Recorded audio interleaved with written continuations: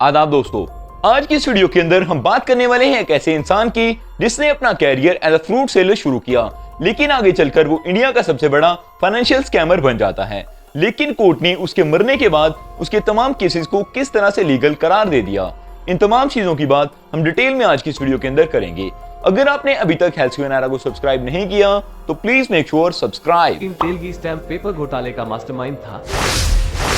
ये हैं अब्दुल करीम तेलगी, जिनके ऊपर 10,000 करोड़ का स्कैम करने का इल्जाम है। लेकिन अब्दुल करीम तेलगी 1961 में एक मिडिल क्लास फैमिली के अंदर पैदा हुए। इनकी फैमिली एक अच्छी कंडीशन के अंदर चल रही थी क्योंकि इनके बाबा इंडियन रेलवे के अंदर जॉब कर रहे थे। इनकी उम्र जब 7 साल हुई तो तब जाकर इनके बाबा की डेथ हो जाती है, जिसके बाद इनके फाइनेंशियल क्राइसिस का दौर शुरू हो जाता है।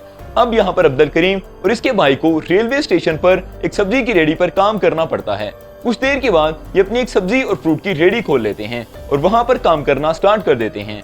अब्दुल करीम को पढ़ाई का बहुत ज्यादा शौक था, इसी वजह से इसने पढ़ाई को नहीं छोड़ा और काम के साथ साथ पढ़ाई में मेहनत करता रहा। इसने अपना बीकॉम काम के साथ साथ ही मुकम्मल कर लिया था। अब अब्दुल करीम ने अपनी पढ़ाई सिर्फ और सिर्फ इस वजह से की थी कि बहुत जल्द अमीर होना चाहता था, इसलिए उसने एक अच्छी जॉब की तलाश शुरू कर दी। शुरू के अंदर वो कर्नाटक के अंदर ही जॉब करता है, लेकिन वो जॉब उसको खास पसंद नहीं आती, इस वजह से वो मुंबई जाने का फैसला कर लेता है। मुंबई के अंदर जाने के बाद भी उसको कोई अच्छी जॉब नहीं मिल रही थी। वो जिस जॉब के अंदर जाता था उसका दिल नहीं लगता था, जिसकी वजह से उसको निकाल दिया जाता था। काफी दफा उसके साथ यही हुआ और उसको मल्टीपल टाइम्स जॉब से निकाल दिया गया, जिसके बाद उसको पता चला कि दुबई के अंदर जाकर या सऊदी अरब के अंदर जाकर वो अच्छा पैसा कमा सकता है। इसलिए उसने सऊदी अरब जाने का फैसला किया और अपना वीजा और पासपोर्ट बनाने के बाद सऊदी अरब शिफ्ट हो गया। यहाँ पर अब्दुल करीम के अच्छे दिन शुरू हो गए थे। अब्दुल करीम ने अगले 7 साल तक यहीं पर काम किया और खूब पैसा कमाया।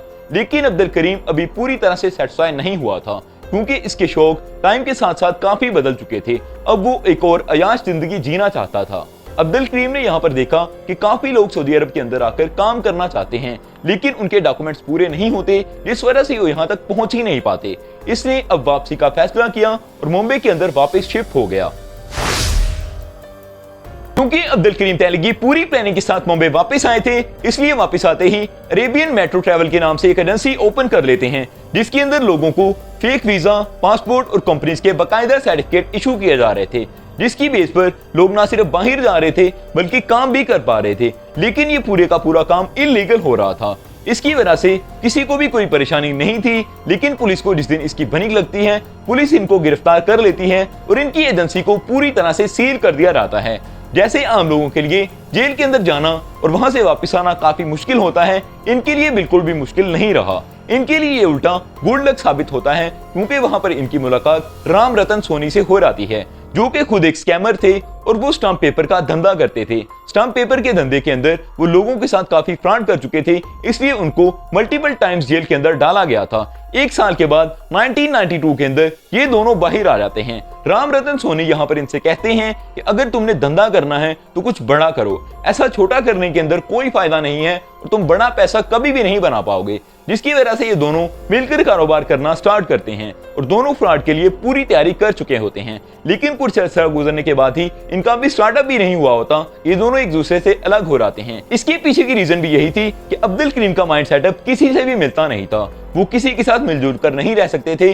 उनको लोगों को या तो अपने नीचे रखना था या फिर उनसे ऊपर वाले लोग उनके ऊपर वैसे ही रह रहे थे। उनके साथ पंगा लेकर या पार्टनरशिप करके कोई भी नहीं रह सकता था। इसलिए अब्दुल करीम तेलगी अब अलग होकर अपना एक फ्रॉड का सिस्टम स्टार्ट करने का फैसला कर लेते हैं। राम रतन सोनी के साथ रहते हुए अब्दुल करीम तेलगी को अब स्टाम्प पेपर का धंधा पूरी तरह से समझ के अंदर आ चुका था। अब ये स्टाम्प पेपर बेचना चाहते थे और फेक बनाकर बेचना चाह रहे थे। इसके लिए इन्होंने गवर्नमेंट ऑफिशियल्स की मदद ली और उनको पैसा देकर अपने फेक लाइसेंस बनवा लिए, जिसकी वजह से कोई भी आकर इनको डायरेक्ट गिरफ्तार नहीं कर सकता था। दूसरे नंबर पर इनको मसला था प्रिंटिंग मशीन का। वो इन्होंने प्रिंटिंग मशीन्स जो कि सेकंड हैंड हो जाती हैं, उनको खरीद कर रिपेयर करवाया, उनको ठीक करवाने के बाद जमा कर लिया। लेकिन तीसरे नंबर का मसला था अब पेपर्स को इकट्ठा करना कि स्टाम्प पेपर्स कहां से हासिल किए जाएं। लेकिन इनको इसके अंदर भी जरा भी मुश्किलात नहीं हुई और पैसे के दम पर उनको भी इन्होंने बासानी खरीद लिया। इन्होंने 500 से ज्यादा MBA पीपल की टीम अपने नीचे रखी हुई थी, जो कि सेलिंग डिपार्टमेंट के अंदर काम कर रही थी और इनका बिजनेस अब पूरी तरह से स्टार्ट हो चुका था।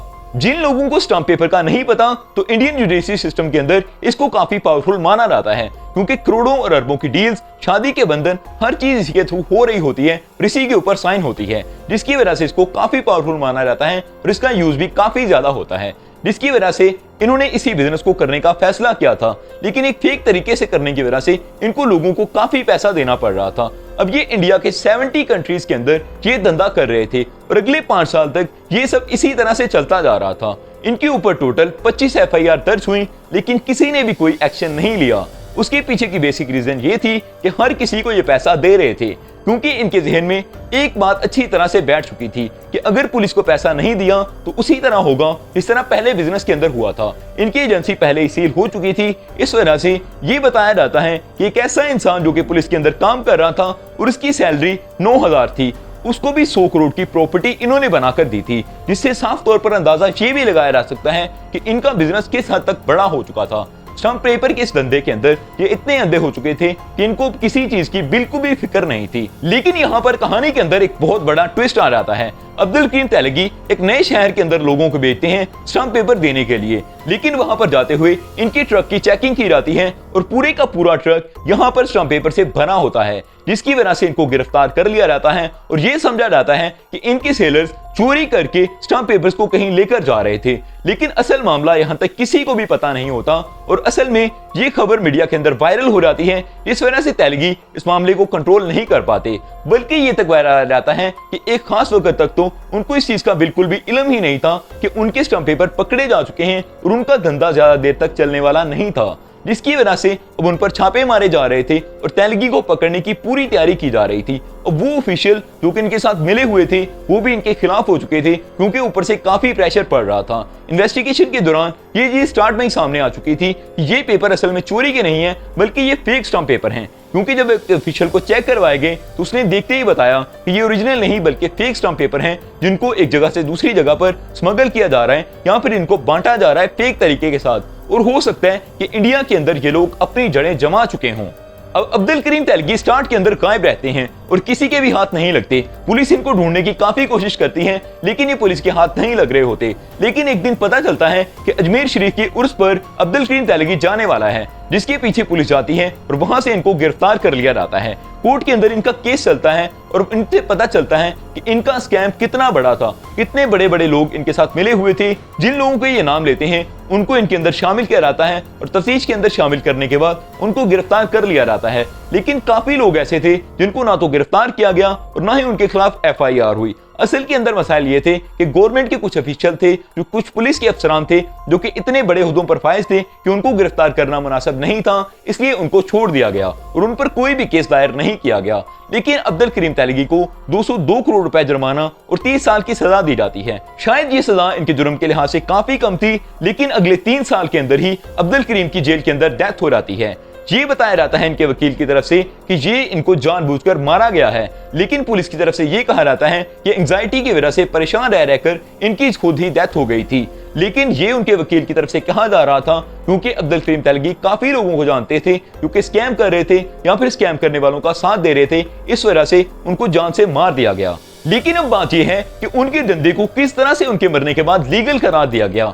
आखिर कोर्ट ऐसा किस तरह से कर सकती है? असल में इसके पीछे काफी सिंपल रीजन थी, क्योंकि 5 साल कम से कम इनका बिजनेस चला था और इनके बिजनेस के दौरान करोड़ों की तादाद में इनके स्टाम्प पेपर सेल हुए थे और उन स्टाम्प पेपर का ये मकसद था कि उनके स्टाम्प पेपर पर वही काम किया जा रहा था जो कि कोर्ट्स के अंदर लीगली किया जाता है। अगर वो स्टाम्प पेपर फेक करा दिए जाते तो तमाम डॉक्यूमेंटेशन, तमाम शादियां, तमाम डील्स, तमाम कॉन्ट्रैक्ट्स, तमाम एग्रीमेंट्स, वो तमाम चीजें फेक थी जो कि उनके ऊपर की गई थी। इसकी वजह से 2007 के अंदर कोर्ट ने कहा कि उनका धंधा बिल्कुल लीगल था। जितने भी स्टाम्प पेपर इशू हुए वो बिल्कुल लीगल बन चुके थे, क्योंकि इनको लीगल मकासद के लिए यूज किया गया था और सही फैसलों के अंदर, सही केसेस के अंदर उनका इस्तेमाल हुआ था। Subscribe the channel for more videos. Thank you, I love you to be with us.